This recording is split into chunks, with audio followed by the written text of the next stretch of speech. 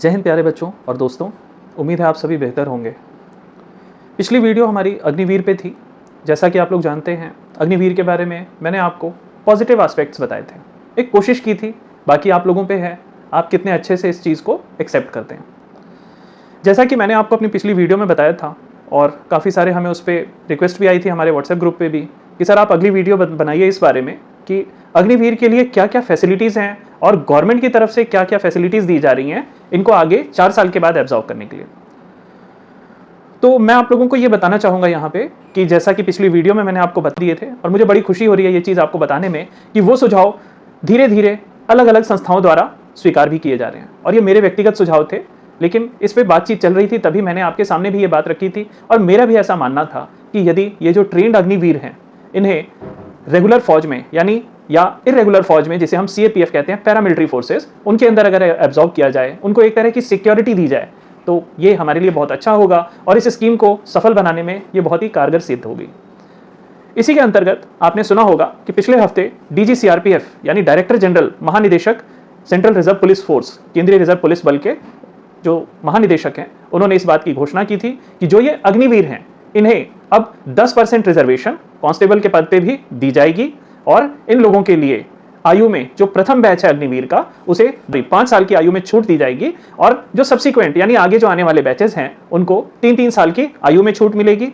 इसके अलावा इनके जो फिजिकल स्टैंडर्ड्स हैं, जो फिजिकल टेस्ट होते हैं CRPF के अंदर जवानों की भर्ती के लिए या फिर कांस्टेबल की भर्ती के लिए, उनका फिजिकल टेस्ट नहीं होगा। इस इंटरव्यू का या जो ये DG साहब, जो डायरेक्टर जनरल साहब बोल रहे हैं, उसका लिंक आपको हमारे डिस्क्रिप्शन में मिल जाएगा। वो वीडियो हम यहाँ पे अपलोड करेंगे।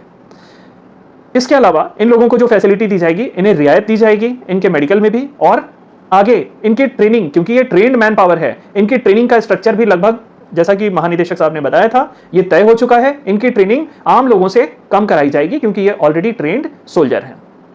दूसरे नंबर पे आता है आपका सेंट्रल इंडस्ट्रियल सिक्योरिटी फोर्स। इसके भी जो महानिदेशिका हैं, उन्होंने भी इस बात की घोषणा की है कि जिस प्रकार से CRPF में 10% रिजर्वेशन दिया जा रहा है, उसी तरह से 10% रिजर्वेशन इनको कांस्टेबल के पद पे दी जाएगी और इन्हें फिजिकल स्टैंडर्ड में पूरी तरह से छूट मिलेगी क्योंकि ये सेना से एक ट्रेंड सोल्जर के रूप में दूसरे यानी CRPF के अंदर या CISF के अंदर इंडक्ट हो रहे हैं। तो देखिए, मैंने आपसे कहा था कि जिंदगी में पॉजिटिव रहना यानी सकारात्मक सोच रखना बहुत जरूरी है और यदि आपकी सोच सकारात्मक है तो आप मुसीबतों को आराम से पछाड़ सकते हैं। एक सुझाव था, ये सोच थी और वो चीज सामने कार्यान्वित होती हुई दिखाई दे रही है। तीसरी चीज, जैसा कि आप जानते हैं हमारी केंद्र में सरकार भारतीय जनता पार्टी की है, तो भारतीय जनता पार्टी द्वारा शासित जितने भी राज्य हैं उनके पुलिस बलों के अंदर 10% रिजर्वेशन की घोषणा भी की गई है और ये चीज कई अखबारों में भी छप के आई है और इसके ऊपर स्टेटमेंट्स भी आपको मिल जाएंगे सोशल मीडिया के ऊपर अलग अलग मुख्यमंत्रियों की। तो यानी बीजेपी द्वारा शासित जितने भी राज्य हैं उनमें 10% रिजर्वेशन प्रादेशिक पुलिस बलों में भी कांस्टेबल के पद पर भर्ती के लिए इन अग्निवीरों को दी जाने वाली है। जो आर्थिक लाभ आपको मिलने वाला था वो मैं आपको बता चुका हूं और जैसा कि मैंने आपसे कहा था, सेंट्रल आर्म पुलिस फोर्सेज में अब जो बची हुई फोर्सेज भी हैं, देर सवेर जितनी हो सकता है जल्द से जल्द हो जाएगी, हो सकता है थोड़ा टाइम भी लगे।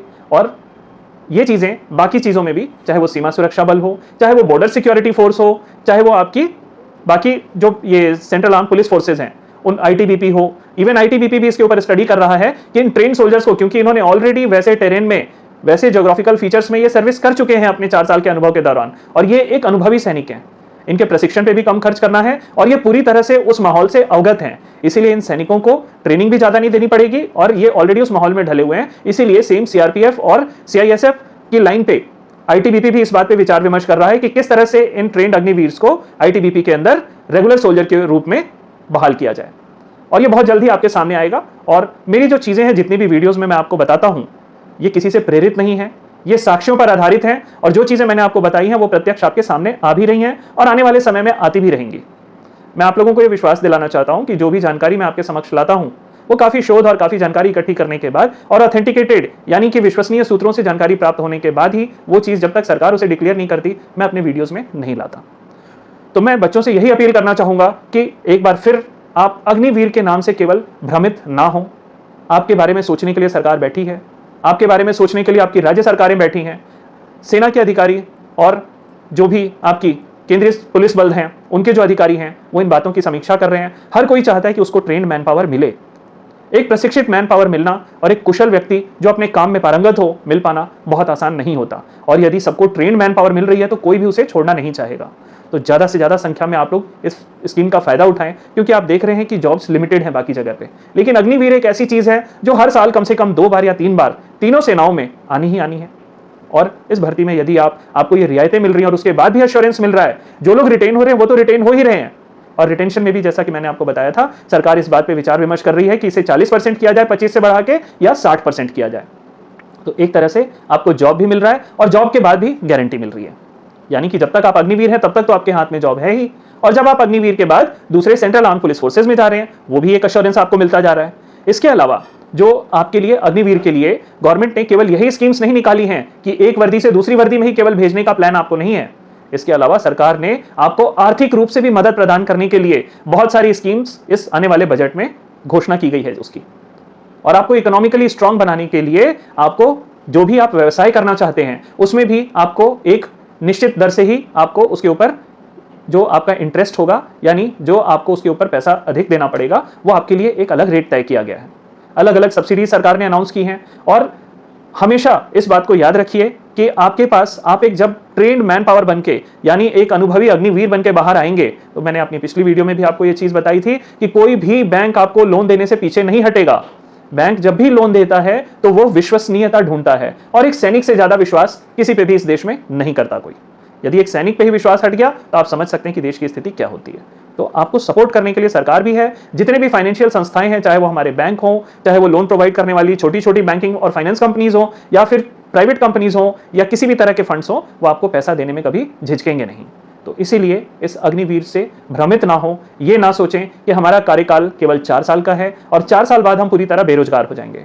एक बार फिर मैं इस चीज को समराइज करूंगा। सबसे पहले आप देखिए आपके पास क्या क्या है। 4 साल आपके पास एक अश्योर्ड जॉब है, यानी एक सर्विस है आपके पास। 4 साल के बाद आपके पास ऑप्शन है कि आप उसमें रिटेन हो जाते हैं, नहीं रिटेन होते हैं, वहां नहीं रुक पाते हैं किसी कारणवश और आपको वहां से छोड़ना पड़ता है, तो दूसरा ऑप्शन आपके पास है सीआरपीएफ है, सीआईएसएफ है, और जितने भी राज्य हैं जिनमें 10% रिजर्वेशन कांस्टेबल के पद पर दी जा रही है। और यहां मैं आपके ध्यान में एक चीज और लाना चाहूंगा कि ग्रुप बी और ग्रुप सी में भी, यानी ग्रुप सी ग्रुप बी में भी आपको रिजर्वेशन दिया जा रहा है। 3% और 1% vertical, 3% horizontal reservation group B के लिए और ग्रुप सी के लिए, और ग्रुप बी के लिए आपका 1% जो है आपका वर्टिकल रिजर्वेशन भी दिया जा रहा है। यानी सरकार आपको हर तरह से आगे बढ़ाने का प्रयास कर रही है, और सरकार के इस प्रयास को सफल बनाने में इस युवा पीढ़ी का ही योगदान है। यदि युवा इसमें अपना योगदान नहीं देंगे तो कोई भी स्कीम फेल होने में समय नहीं लगता।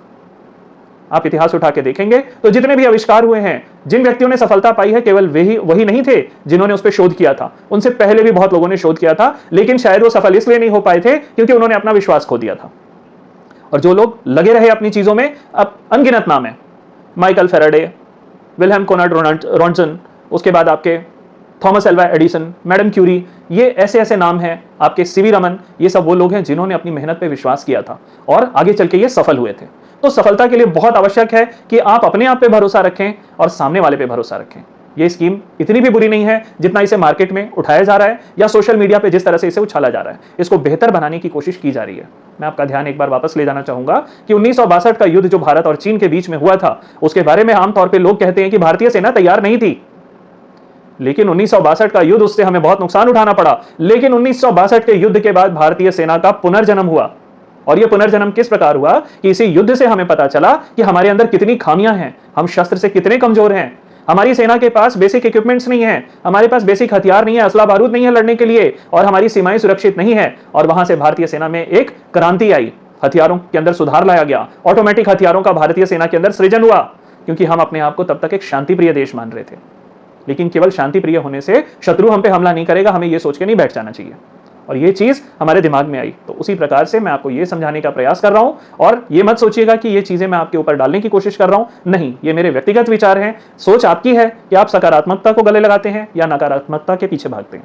यदि आप सकारात्मक सोच रखेंगे, विश्वास रखेंगे, आपके पास 4 साल ऑप्शन है, टूर ऑफ ड्यूटी। आप देश सेवा के अंतर्गत अपनी सेवा दे रहे हैं और साथ ही साथ अनुभव इकट्ठा कर रहे हैं, अपने आप को इकोनॉमिकली स्ट्रांग बना रहे हैं, फाइनेंशियली स्ट्रांग बना रहे हैं, और एक ट्रेन्ड मैन पावर के रूप में, यानी एक प्रशिक्षित युवा के रूप में आप बाहर आ रहे हैं, जिसकी डिमांड हर सेक्टर में है, चाहे वो कॉर्पोरेट सेक्टर हो, चाहे वो प्राइवेट सेक्टर हो, चाहे वो गवर्नमेंट सेक्टर हो। और उसी का नतीजा है कि सरकार ने इसमें आपको कई तरह से रिजर्वेशन देने शुरू कर दिए हैं, और ये रिजर्वेशन जो है ये आगे और भी बढ़ेंगे। क्योंकि पिछली वीडियो जब मैंने डाली थी तो मैंने एक आध कमेंट्स देखे थे, कुछ लोगों ने ये लिखा था कि सर आपने अपने व्यक्तिगत विचार भले ही दिए हो लेकिन आप इस स्कीम को प्रमोट करने की कोशिश कर रहे हैं। सॉरी, मैं इस स्कीम को प्रमोट नहीं कर रहा हूं, मैं केवल आप लोगों को इतना ही बताने का प्रयास कर रहा हूं कि कोई भी स्कीम जो आती है उसमें कमियां होती हैं, कोई भी खोज होती है उसमें कमियां होती हैं। यदि आप ज्वलंत उदाहरण ले रिसेंट अभी, तो कोरोना वैक्सीन जब आई थी तो शुरू में उसके ऊपर टेस्ट हुआ था, ट्रायल्स हुए थे, तो ये ट्रायल्स के बाद और इंप्रूव होती गई, इंप्रूव हुई, उसमें कमियां भी निकली, उन्हें सुधारा गया। तो कोई भी चीज आप बनाते हैं उनमें कमियां होती हैं, स्कीम में भी, यानी कोई भी एक अगर पॉलिसी बनाई जाती है उसमें भी कमियां होंगी, लेकिन समय के साथ वो इंप्रूव होती है, बेहतर बनती जाती है, वो आपके हित को, आपके फायदे को ध्यान में रखते हुए उसे और बेहतर बनाया जाता है।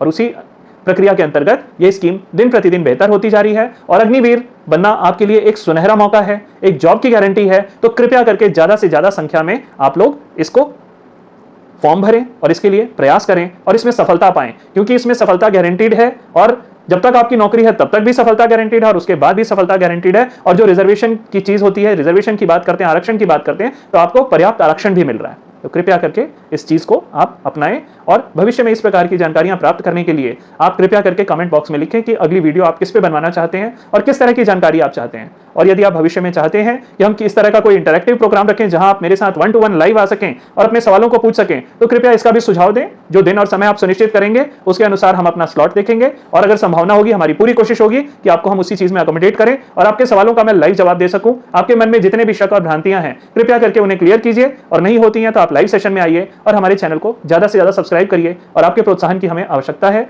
यदि आपका प्रोत्साहन रहा तो हमारा यह चैनल आपको सही जानकारी देगा और आप जिस जानकारी के अधिकारी हैं, यानी जो जानकारी आप प्राप्त करने का अधिकार रखते हैं, आपको वही जानकारी दी जाएगी और किसी तरह की कोई गलत जानकारी आपको नहीं दी जाएगी और आपको बहकाने का प्रयास नहीं किया जाएगा। मेरा आप सबसे यही निवेदन है कि किसी भी चीज से भ्रमित ना हो। यह पॉलिसी बहुत अच्छी है और दिन प्रतिदिन यह और बेहतर होती जाएगी। और यदि सरकार को महसूस होगा कि हमें इन अग्निवीर को रेगुलर सोल्जर्स में ही कन्वर्ट कर देना चाहिए, तो वो दिन भी दूर नहीं है जब सरकार अपने फैसले पे दोबारा अमल करेगी और दोबारा पुनर्विचार करके हो सकता है कि आने वाले समय में ये अग्निवीर परमानेंट भी हो जाए। तो मैं आपके सुझावों का इंतजार करूंगा और आप सबको मेरी शुभकामनाएं कि आप जो भी प्रयास करें, भविष्य में जो भी प्रयास करें, उसमें आप पूर्णतः सफलता हासिल करें। केवल अग्निवीर ही विकल्प नहीं है, लेकिन अग्निवीर एक बहुत बेहतरीन विकल्प है।